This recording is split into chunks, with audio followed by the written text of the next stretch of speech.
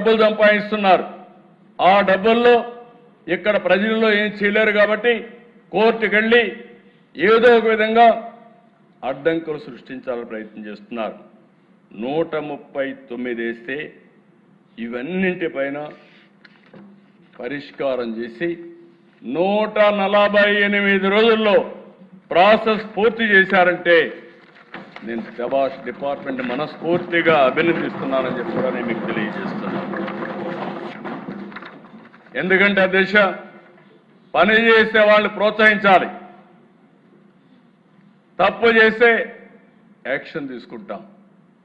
Department వీళ్ళు ఆరోపణలు చేస్తే ఆరోపణకి వాస్తవాల్ని ట్రూత్ని విత్ సర్టిఫికెట్స్ సహా విత్ వెరిఫికేషన్ సహా సాక్ష్యాధారాలు చెప్తే ఇంకా మాట్లాడే పరిస్థితి ఉన్నారు.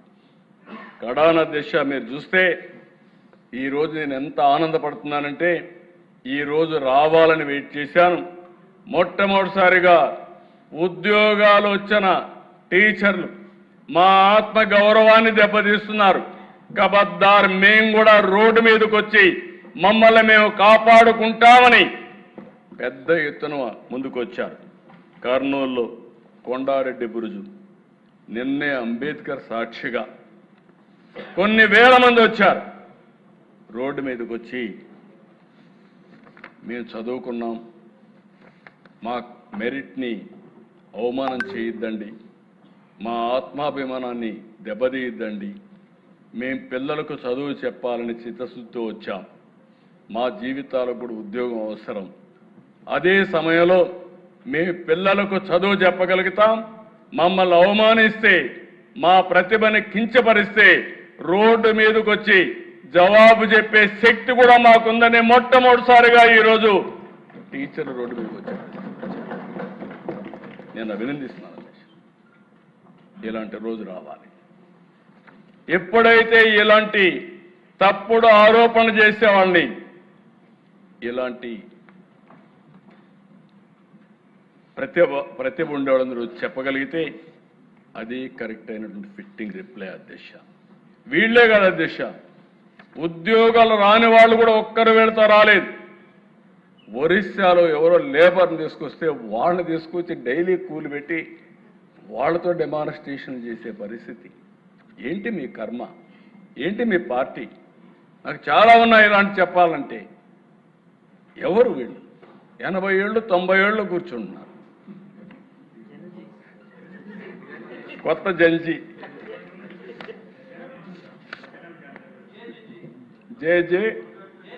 జగన్ జంజీ గంజాయి బ్యాచి. నాకు ఆశ్చర్యం వేస్తా ఉంది దిశ. ఒకసారి కోపం వస్తుంది, ఆవేశం వస్తుంది, సభ్యత అడ్డం వస్తా ఉంది. నేను ఒకటే చెప్తున్నా, ఎన్డీఏ విశ్వసనీయతను దెబ్బతీయాలంటే కబద్దార్ మీ తరం కాదు, మీ వల్ల కాదని మరొకసారి హెచ్చరిస్తున్నాను. Every candidate selection is explainable, traceable and also audible and accountable. మేము దాచిపెట్టేది ఏమీ లేదు. Answer key public, merit list public, selection list public. మేము పబ్లిక్ రెస్పాన్సిబుల్. కుట్రలు చేసేవారికి కాదు, కుట్రలు చేసేవారు కబద్దార్, జాగ్రత్తగా ఉండండి. ఈరోజు రోడ్డు మీదకి వచ్చారు. ఇదే కుట్రలు మీరు చేస్తే రోడ్డు మీద కూడా రారు. ధైర్యం ఉంటే అసెంబ్లీకి రండి. ఇది పవిత్రమైన వేదిక. నేను సవాలు విసురుతున్నా. మీరు ఇక్కడ అసెంబ్లీలో వచ్చి కూర్చుంటే మీరు అడిగేదానికి మేము సమాధానం చెప్తే, నీ దగ్గర ఏదైనా అడిషనల్ పేపర్ ఉంటే ఆ సాక్ష్యాలు చూపించి ఒక పవిత్రమైన వేదికతో ప్రజా సమస్యలనే కాకుండా జవాబుదారీతనం తీసుకొచ్చే వేదిక ఈ అసెంబ్లీ. ఇక్కడికి వస్తే అడ్డంగా దొరికిపోతారు, వీళ్ళకి ఏం ఉండవు. అందుకే రోడ్డు మీద కూర్చొని నేను ఎందుకు చెప్పానంటే హిట్ అండ్ రన్. వీళ్ళ పార్టీని హిట్ అండ్ రన్. నేను తీవ్రవాదులు చూసా, 60 ఏళ్లుగా ఆ పార్టీ అయిపోయింది. వీళ్ళు అదే మరి చేసే పరిస్థితికి వచ్చారు. నేను ఒకటే చెప్తున్నా పిల్లలకి, వీళ్ళందరికీ, మీ ప్రిపరేషన్, మీ మెరిట్, మీ జాబ్. ఇది పూర్తిగా మీ కష్టం పైన వచ్చిన ఉద్యోగం. ధైర్యంగా ఉండండి. ఏ కుట్రలు పని చేయవు. ఇక్కడ అలాంటి కుట్రల్ని ఎదుర్కొనే శక్తి ఈ ప్రభుత్వానికి ఉంది. No back door, no favouritism, no manipulation, only merit, transparency and justice. The real success of Mega DSC is that even those who could not secure a post acknowledge that the process was fair. దానికంటే ఏం కావాలి దిశ? అదే నాకు తృప్తి. దానికే reflection. Select అయిన DSC విద్యార్థులు road మీదకి రావడం, ఉద్యోగాలు రాని వాళ్ళు కూడా ఫేర్గా సెలెక్ట్ అయింది, మళ్ళీ మాకు టర్న్ వస్తుంది అని వ్యవస్థ పైన నమ్మకం ఉంది. నేను ఒకటే హామీ ఇస్తున్నా, డిపార్ట్మెంట్ కూడా కోరుతున్నా, ఇంకా పటిష్టమైన విధానం ఏదైనా ఉందంటే అది కూడా ఎతకదాం. ఈరోజు మనం అందరం కూడా ఆలోచించుకొని టెక్నాలజీ వచ్చింది, టెక్నాలజీని ఉపయోగిద్దాం. సమర్థవంతమైనటువంటి విద్యా విధానమే కాకుండా పరీక్షల్లో కూడా రిఫార్మ్ తీసుకొద్దాం. పరీక్షల్లో కూడా రిఫార్మ్ తీసుకొచ్చి ఎక్కడ కూడా zero tolerance on exams leakage కానీ కండక్షన్లో కానీ. అదే సమయంలో ఒక నమ్మకాన్ని కలిగించాలి, విశ్వాసాన్ని పెంచాలి. తద్వారా మెరిట్ని ప్రమోట్ చేయాల్సిన అవసరం ఉంది.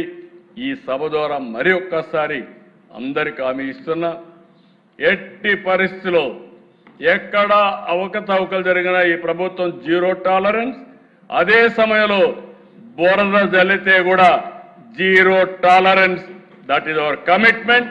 ఆ కమిట్మెంట్ని ఎవరైనా సరే విభేదిస్తే మాత్రం జాగ్రత్తగా ఉండమంటున్నా. వీళ్ళు మాట్లాడతారు దేశం. ఇప్పుడు వచ్చుంటే నేను చెప్పుండేవాడిని, కాగితాలన్నీ ఇచ్చి ఎండగట్టేవాడిని, పారిపోయేవాడిని. సిగ్గు లేకుండా అసెంబ్లీకి రారు, బయట పబ్జీలు ఆడుకుంటూ ఎక్కడ వీళ్ళందరూ మాట్లాడే పరిస్థితికి వస్తున్నారు. ఇది బాధ్యత కాదు. బాధ్యత కలిగిన వ్యక్తి అసెంబ్లీలో ఉండాలి.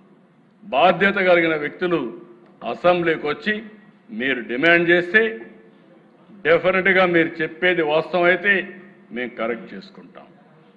మీరు చెప్పేది వాస్తవం కాకపోతే మీరు మీ ద్వారా ప్రజలకు మీరు చెప్పేది అబద్ధమని నిలదీస్తాం.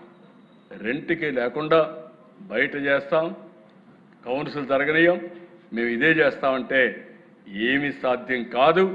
అల్టిమేట్గా ప్రజల్లో మీరు చులకన అవుతారు. చులకన కావడం కాదు, ప్రజల్ని మీరు చీకొట్టే పరిస్థితి కూడా వస్తుంది. ఇది మంచిది కాదు ప్రజాస్వామ్యానికి. 48 ఏళ్ళుగా నేను చూశాను దిశ. నా జీవితంలో మొట్టమొదటిసారిగా ఒక రాజకీయ పార్టీ 2.5 సంవత్సరాల నుంచి అసెంబ్లీకి రాకుండా చూడడం మొట్టమొదటిసారి దిశ నా జీవితంలో. ఇది దీనికంటే ఏం కావాలో దేశం వీళ్ళకి? మళ్ళా జీతాలు తీసుకుంటున్నారు, మళ్ళా వీళ్ళకి ప్రివిలేజెస్ కావాలి బయట. ఏంటో దేశం ఇది? బాధ్యత ఉండాలి. నేను అందుకే చెప్పాను, నేను 2047 ప్రతి ఒక్కరికి అది ఉంది. నేను అక్కడ ఉండేవాళ్ళు ఏం చేశారో వాళ్ళు ఆలోచించుకోవాల్సిన అవసరం ఉంది.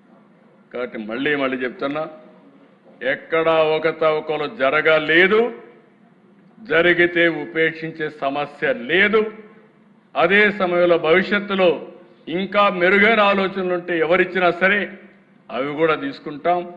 ఇంకా పగడ్బందీగా భవిష్యత్తులో పరీక్షలు కండక్ట్ చేయడానికి ఈ ప్రభుత్వం సిద్ధంగా ఉన్నామని మరొక్కసారి తెలియజేసుకుంటూ, ఈ విషయాన్ని చదివించే తల్లిదండ్రులు అర్థం చేసుకోవాల్సి కోరుతున్నా.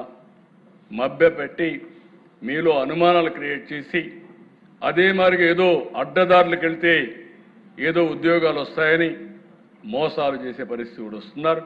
ఇది కరెక్ట్ కాదని మరొక్కసారి మీకు అందరికీ విజ్ఞప్తి చేస్తూ ఈ అవకాశాన్ని ఇచ్చిన మీకు మనస్ఫూర్తిగా ధన్యవాదాలు. Thank you.